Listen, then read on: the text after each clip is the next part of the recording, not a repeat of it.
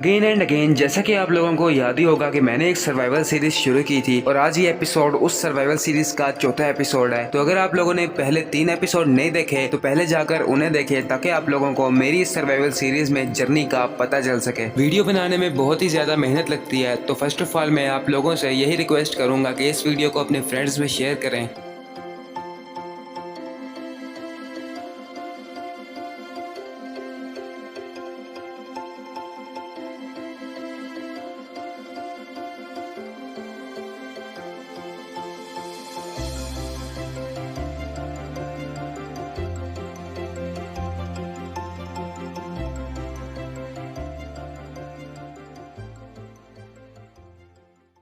Game on करते ही मैं exactly उसी जगह पर खड़ा हुआ था जहां मैंने लास्ट वीडियो का आउटरो लिया था। आज की इस वीडियो के मेरे टोटल 3 गोल हैं: एंड्रेड ड्रैगन को मारना, इलाइट्रा लाना और अपने आप को फुली नेदराइट आर्मर में कवर करना। लास्ट वाली वीडियो में मैंने एक ट्रेडिंग हॉल बनाया था जिसका इंटीरियर मैंने आप लोगों को ठीक तरह से नहीं दिखाया था। तो जैसा कि आप लोग देख ही रहे हैं, मैंने इन विलेजर्स के बेड ऊपर रख दिए थे और लैंटर्न्स भी काफ़ी अच्छी डिज़ाइनिंग के साथ लगा दिए थे।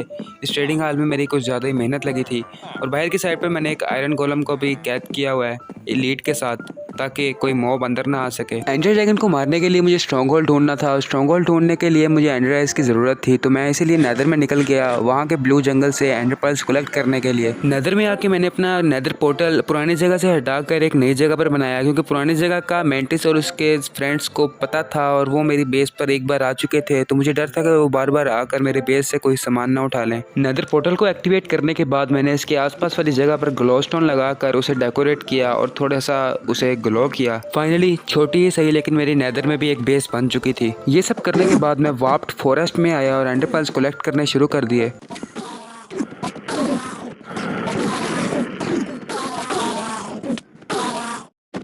जैसे तैसे करके मैंने कुल 18 एंडर पर्ल्स कलेक्ट किए और मैं बेस वापस आ गया। घर आकर मैंने ब्लेज रोड्स लेकर उनसे ब्लेज पाउडर बनाया और अपनी एंडर आइज बनाई और फिर सुकून से जाकर अपने बेड पर सो गया। जब अगले दिन मैं घर से बाहर आया तो मुझे पता चला कि मैनेज ने अपना नेदराइट आर्मर बना भी लिया है। तो फिर मुझे इस बात का एहसास हुआ कि इस वर्ल्ड में मैं अकेला ही बचा हूँ जिसके पास डायमंड आर्मर है। फिर मैं और मैनेज अपने अपने घोड़ों पर बैठे और अपनी एंड पोर्टल की तरफ निकल पड़े।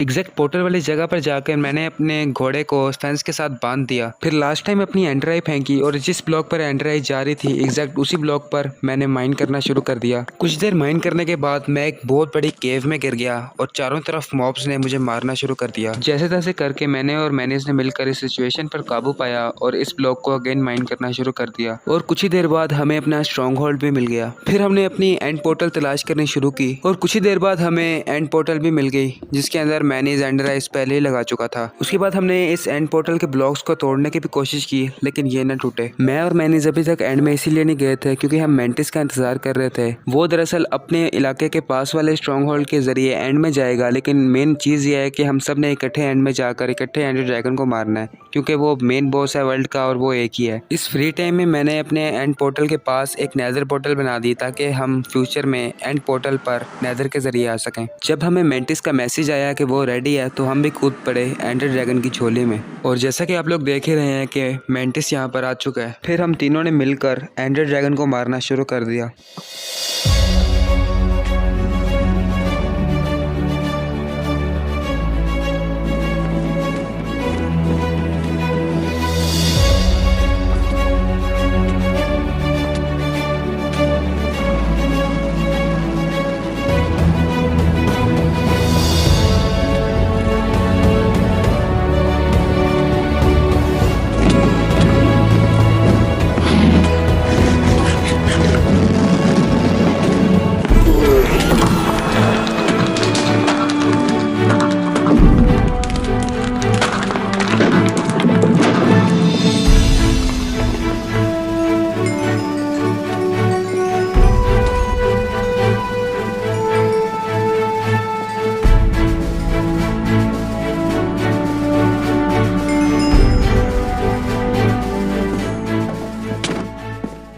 तो हाँ भाई, फाइनली जो है हम अपनी गेम के बॉस को डिफीट कर चुके हैं और एक बहुत ही बड़ी अचीवमेंट को पूरा कर चुके हैं। अच्छा।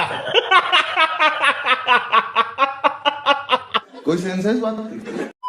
फिर मैंने कुछ ऑब्सीडियन कलेक्ट किया और एक एंडर चेस्ट बनाई। इस एंडर चेस्ट में मैंने अपने सारे इजाफी टूल्स रख दिए। फिर एंड गेट तक जाने के लिए मैंने एक सेफ रास्ता बना दिया। एंड गेट के अंदर जाने के लिए मुझे एंडर पर्ल की ज़रूरत थी, तो मैंने एंडर पर्ल कलेक्ट किया और फिर वो एंडर पर्ल इस पोर्टल के अंदर मारा।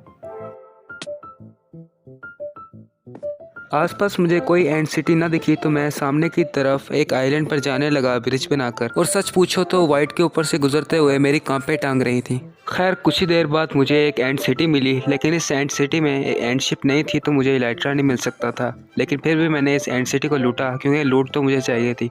मैंने शल्कर्स को मारा, कुछ क्लाइंबिंग की, फिर शल्कर्स को मारा।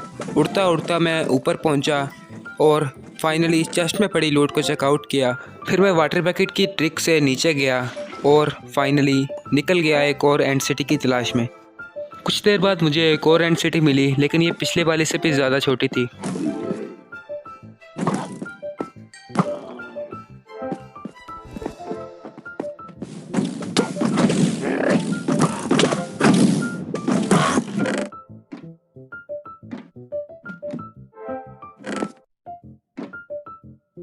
एंड अगेन निकल पड़ा एक दूसरी एंड सिटी की तलाश में। अगेन मैंने टांगती कांपों के साथ वाइट के ऊपर एक ब्रिज बनाया और अगले ही आइलैंड पर मुझे एक और एंड सिटी मिली और किस्मत से इस एंड सिटी में एक एंड शिप भी थी। देन अगेन मैंने शल्कर मारे, ऊपर गया, जस्टिस के अंदर लूट को चेकआउट किया, जो चाहिए था वो उठाया और निकल पड़ा अपनी एंड शिप की तरफ। शल्कर के इफेक्ट की बदौलत कुछ देर तक मैंने हवाओं की सैर की। उसके बाद मैं नीचे गया और अपने पोशंस उठाए, देन नीचे वाला शल्कर मारा और यहाँ की लूट को चेकआउट किया जो चेस्ट्स में पड़ी थी। यहाँ की एक चेस्ट के अंदर मुझे 7 डायमंड भी मिले। देन फाइनली मैंने अपना इलाइट्रा भी ले लिया। फिर मैंने सोचा कि क्यों ना मैं अपने इलाइट्रा को पहन ही लूँ, तो फिर मैंने अपना इलाइट्रा पहन लिया। फिर मैंने इस ड्रैगन का सर कलेक्ट किया। ग्लाइड करके मैं अपने एंड गेट की तरफ गया और उसमें एंडर पर्ल मारकर निकल गया अपने मेन आइलैंड की तरफ।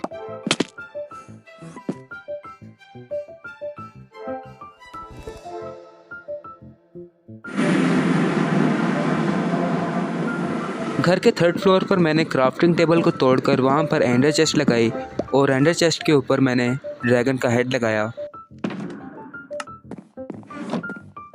वहाँ पर एंडर चेस्ट लगाने के बाद मैंने अपना क्राफ्टिंग टेबल घर के एक कोने में रख दिया, क्योंकि इसके अलावा मुझे कोई और जगह अच्छी नहीं लगी। देन मैंने पेपर बनाया और माइन के ज़रिए अपने मॉब फार्म की तरफ निकल पड़ा। इन चेस्टों में पहले से ये सामान पड़ा हुआ था, जो कि मैंने पहले AFK करते हुए कलेक्ट किया था। किलिंग एरिया में आके मैंने देखा तो यहाँ पर एक ग्लास लगा हुआ था, जो कि यहाँ पर नहीं मौजूद था। ग्लास नहीं था, इसलिए एक क्रीपर आया और अपना काम कर गया। देन मैंने रॉकेट्स बनाए और इस वर्ल्ड की सबसे पहली उड़ान मैंने अपने मॉब फार्म से भरी। इस फ्लाइट ने मॉब फार्म से टेक ऑफ किया था और इसकी डेस्टिनेशन मेरा घर था। मुझे अपना घर नज़र आ रहा था, तो मैंने फ़्लाइट को लैंड करवाने के लिए अपना रुख नीचे की तरफ मोड़ा और मेरा एक एक्सीडेंट हो गया। लेकिन कोई ना, पहली फ़्लाइट है। देन मैंने 4 पिस्टन और 8 ऑब्जर्वर बनाए। देन मैंने एक मेंडिंग की बुक ख़रीदी और एक अनब्रेकिंग 3 की बुक ख़रीदी। फिर अपने एनविल में उन दोनों को कंबाइन करके मैंने अपने इलाइट्रा पर लगा दिया।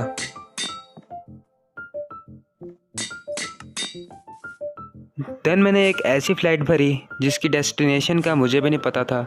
अलबत्ता अब मुझे अपनी सारी बेस का टॉप व्यू मिल रहा था, जो कि मैंने अब तक नहीं लिया था। तो जैसा कि आप लोग देख रहे हैं, मेरा ट्रेडिंग हॉल, मेरा घर, मेरा आयरन फार्म, मेरा ट्री फार्म और एक्सीडेंट हो गया। मेरे ट्रेडिंग हॉल के पीछे ये मैनिस के हाथों का बना हुआ पाथ, जो कि उसकी बेस की तरफ जाता है, और ये मैनिस का घर। और मैनिस के घर के साथ वाले विलेज में ये वो जगह जहां हम इस विलेज में सबसे पहले आए थे। इस जगह पर मेंटिस की बेस को छोड़कर यहाँ पर हमने जो आकर बेड रखे थे वो आज तक पड़े थे, और जो चेस्ट रखी थी वो भी आज तक पड़ी थी, और उसका सामान भी उसी में था।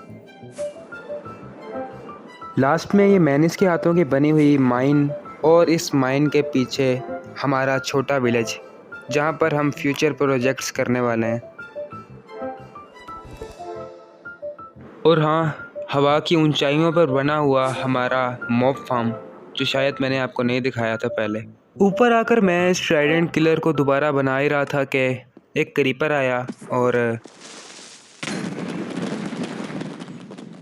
जैसे तैसे करके मैंने अपना ट्राइडेंट किलर दोबारा बनाया। और हाँ, ये कि मैंने इस बार ग्लास भी लगा दिया था। उसके बाद मैंने 5 से 6 stack gun powder in chest से निकाल कर अपने एक शलकर बॉक्स में रख दिया, जो कि मैंने अभी बनाया था। देन मैप का यूज़ करते हुए मैं ऐसी जगह पे आया जहाँ मुझे काफ़ी ज़्यादा सैंड मिल सकती थी। वही कि फिर मैंने सैंड कलेक्ट की। 6 स्टैक सैंड कलेक्ट करने के बाद मैंने उस सैंड और उस गन पाउडर से ऑलमोस्ट 1 स्टैक और 32 TNT बनाए। और आगे का तो पता ही है आपको कि मैंने वो TNT कहाँ लगाए।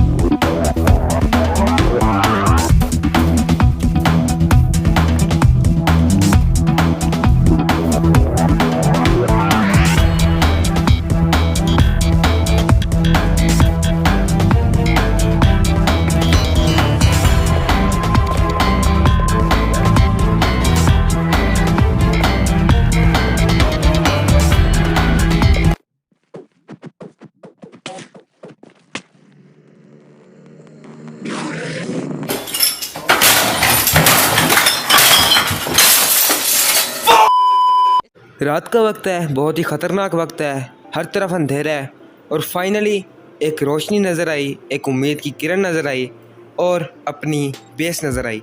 मैंने टोटल 31 एंशिएंट डेब्रीज कलेक्ट किए थे। मैं एक बार वापस घर भी आया था, अपने मॉब फार्म पर मैंने AFK किया था, दोबारा से 38 मैंने TNT बनाए थे एक्स्ट्रा, तब जाकर मुझे ये 31 एंशिएंट डेब्रीज मिले।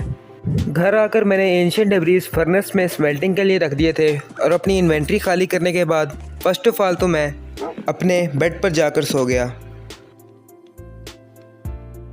मेरे पास कुल 32 नेदराइट स्क्रैप से, क्योंकि एक स्क्रैप मेरे पास पहले का पड़ा हुआ था। अपनी एंड सिटी से मिले हुए गोल्ड के साथ मैंने नेदराइट स्क्रैप्स को रखा और कुल 8 नेदराइट इंगट्स बनाए। देन वो नेदराइट इंगट्स मैंने अपने आर्मर और टूल्स पर लगाए।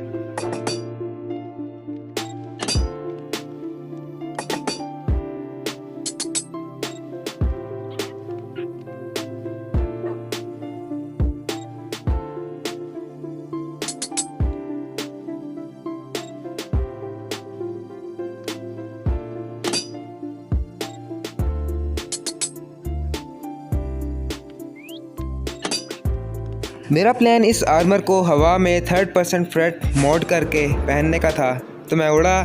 मैंने जल्दी से अपनी सेटिंग खोली, जो कि जल्दी नहीं खुलती।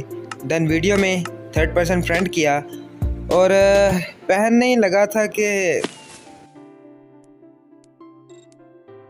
एक ट्राई मैंने और की, लेकिन इस बार तो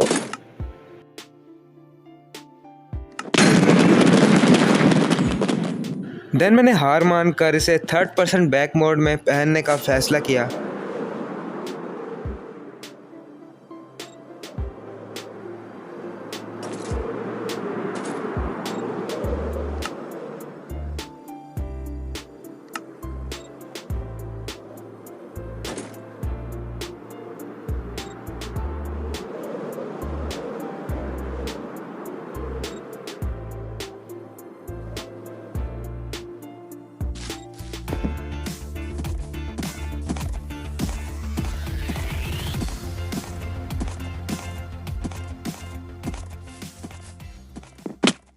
इस सर्वाइवल सीरीज़ के एपिसोड नंबर 4 के अंदर ही मैंने अपना नेदराइट आर्मर मुकम्मल कर लिया है और अपने नेदराइट टूल्स भी मुकम्मल कर लिए हैं। सिर्फ एक हू बची है, जो कि शायद मैं ना ही बनाऊं। और ये सिर्फ दूसरी बार है कि मैंने अपना एक नेदराइट आर्मर अपनी सर्वाइवल वर्ल्ड में बनाया हो। और हाँ, ये कि मेरी सोर्ड, मेरा आर्मर और मेरी बो इस वर्ल्ड में सबसे ज़्यादा पावरफुल है। और फ़िलहाल तो मैं हकीकत में हर चीज़ में सबसे ज़्यादा पावरफुल हूँ। मेरे पास मॉब फार्म और गोल्ड फार्म तो नहीं, लेकिन मेरे पास एक ऐसा ट्रेडिंग हॉल है जो कि हर किस्म की इंचेंटमेंट मुझे देता है, प्रोवाइड करता है, जो कि मेंटिस के पास नहीं है। और उसके पास मौजूद तो है, लेकिन उसके फ्रेंड्स ही ऐसे हैं कि वो उसका ट्रेडिंग हॉल में हर एक विलेजर मार देते हैं। लेकिन मेरे फ्रेंड्स काफ़ी ज़्यादा अच्छे हैं, वो अपने काम से काम रखते हैं, मेरे साथ खेलते भी हैं तो पीसफुली खेलते हैं। और अब मुझे डरने की भी कोई ज़रूरत नहीं है कि मेंटिस या फिर कोई और मेरी बेस पर हमला कर देगा, क्योंकि वही ना, मेरे पास वर्ल्ड का सबसे पावरफुल आर्मर है। और अगेन वही ना, गोल्स तो अपने पूरे हो चुके हैं इस एपिसोड के। तो मिलते हैं आपसे अगली वीडियो में, एंड तब तक के लिए बाय बाय।